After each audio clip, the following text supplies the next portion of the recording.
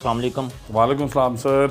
ਪ੍ਰਾਹੁਣੇ ਦੇ ਵਿੱਚ ਖੁਸ਼ ਆਮਦੀਦ ਕਹਿੰਦੇ ਆ ਜਨਾਬ ਨੂੰ। ਵਾਕਲਾ ਸਰ ਜਨਾਬ ਨੂੰ ਜੀ ਆਇਆਂ ਨੂੰ ਕਹਿੰਦੇ ਆ ਸਾਡੇ ਘਰ। ਮਿਹਰਬਾਨੀ ਸਰ, ਮਿਹਰਬਾਨੀ ਸਰ। ਤੇ ਰਾਣਾ ਸਾਹਿਬ ਬਚਪਨ ਤੋਂ ਆਗਾਜ਼ ਕਰਦੇ ਆ, कैसा गुजरिया बचपन सर ते कित्थे गुजरिया?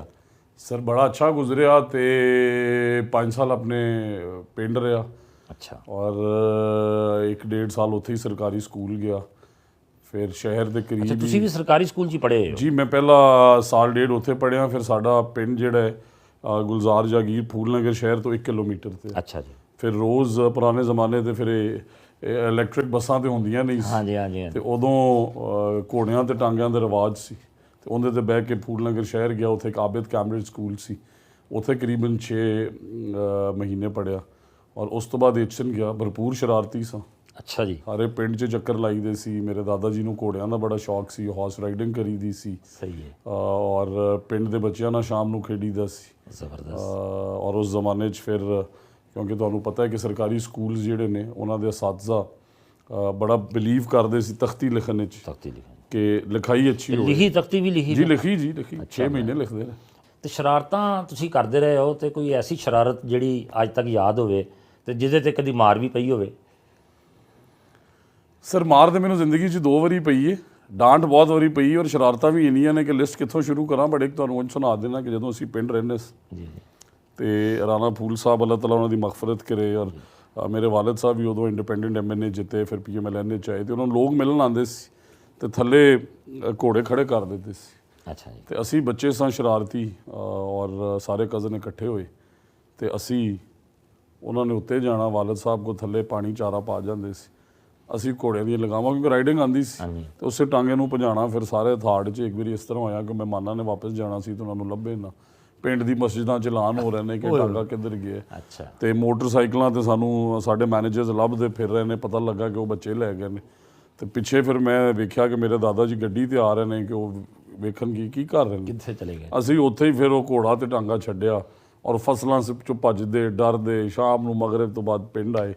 ਔਰ ਫਿਰ ਖੈਰ ਦਾਦਾ ਜੀ ਕੋ ਬੜੀ ਡਾਂਟ ਪਈ। ਬੜੇ ਜ਼ਿੰਦਗੀ ਦੇ ਲੈਸਨਸ ਨੇ ਜੀ, ਸ਼ਰਾਰਤਾਂ ਵੀ ਨਾਲ ਨਾਲ ਹੀ। ਬਚਪਨ ਦੇ ਦੋਸਤਾਂ ਨਾਲ ਅੱਜ ਵੀ ਮੁਲਾਕਾਤ ਹੁੰਦੀ ਹੈ ਜਾਂ ਉਹ ਰਾਬਤੇ ਖਤਮ ਹੋ ਗਏ ਬਚਪਨ ਦੇ ਦੋਸਤਾਂ ਦੇ? ਜੀ ਬੜੀ ਹੁੰਦੀ ਹੈ। ਪਿੰਡ ਦੇ ਜਿਹੜੇ ਮਾੜੇ ਦੋਸਤ ਸਨ ਉਹਨਾਂ ਦਾ ਵੀ ਧਿਆਨ ਕਰੀਦਾ ਹੈ, ਉਹਨਾਂ ਨਾਲ ਪਿੰਡ ਜਾ ਕੇ। ਦੋਸਤੀ ਤਾਂ ਕਿਸੇ ਨਾਲ ਵੀ ਹੋ ਸਕਦੀ।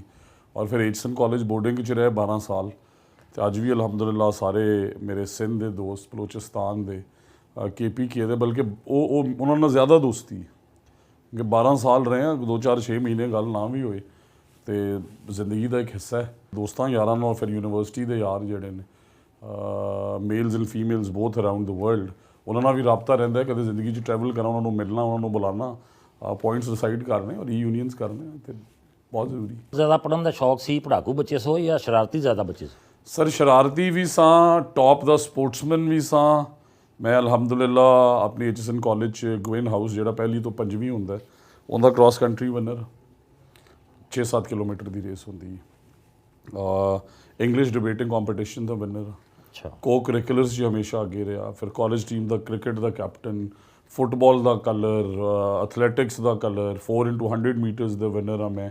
ਔਰ ਅਲਹਮਦੁਲਿਲਾ ਹੁਣ ਵੀ ਜਾਓ HSN 'ਚ ਬੋਰਡ ਲੱਗੇ ਨੇ ਤੇ ਸ਼ਰਾਰਤਾਂ ਵੀ ਕੀਤੀਆਂ, ਕੋ ਕਰਿਕੂਲਰਸ ਵੀ ਕੀਤੇ ਔਰ ਪੜ੍ਹਾਈ ਦਾ ਵੀ ਬਹੁਤ ਸ਼ੌਕ। ਪੜ੍ਹਾਈ ਦਾ ਵੀ ਔਰ ਕਈ ਕਿਤਾਬਾਂ Wuthering Heights to Moth Smoke to the Mountains Echo to Fatima Bhutto ਦੀ ਕੁਝ ਕਿਤਾਬਾਂ ਔਰ ਫਿਰ ਪੋਲੀਟੀਕਲ ਬਾਇਓਗ੍ਰਾਫੀ ਸਾਰੀਆਂ। ਅੱਛਾ। मोहतरमा बेनज़ीर भुट्टो साहिबा दी भी पढ़ी। फिर मियाँ नवाज शरीफ के मुतअद्दिद किताबां जिहड़ियां ने वो पढ़ियां टू अंडरस्टैंड कि इस मुल्क नाल की ट्रैजडीज़ होइयां, की किन्ने कीता। और मुशर्रफ साहब की किताब भी पढ़ी। और फिर मैं समझना कि किताबां पढ़न नाल ही बंदा ग्रो करदा है, जिंदगी च अगे जांदा है।